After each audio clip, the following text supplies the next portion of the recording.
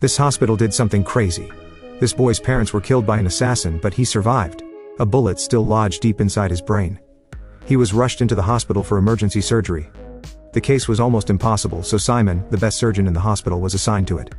Moments before he entered the operating room, a man suddenly rushed in with new orders. The mayor of the city had collapsed from a cerebral blood clot. Simon was told to abandon the boy and immediately operate on the mayor. Everyone knew Simon was their top neurosurgeon. With him, the mayor had over a 70% chance to survive. But the boy's life was also hanging by a thread. Simon called the hospital chairman. He said he was the only one who could save the boy. He said he was confident. He said the child would die without him. The chairman didn't care. The mayor had promised the hospital a massive increase in funding during the next medical review. Simon was ordered to save the mayor first. The call ended. Simon stood frozen outside the operating room. Then a memory hit him. A crying mother from the past begging him to save her husband, only for Simon to be forced to treat a rich man instead. That man lived. The husband died.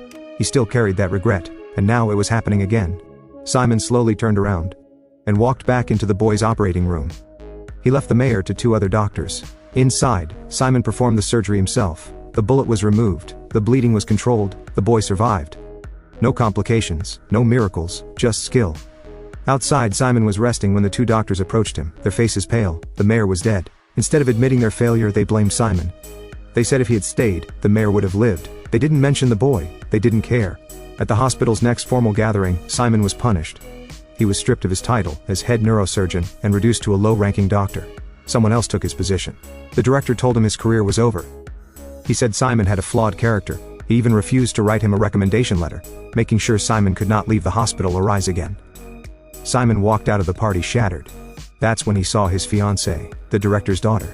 He begged her to speak to her father. She didn't even look at him. She took off her engagement ring and placed it in his hand. Their marriage was over. She had only stayed because of his status. Now that he had fallen, she was done with him. But that wasn't the end. The next day, the hospital director was found dead in his room. The two doctors who blamed Simon were also found dead. No signs of forced entry.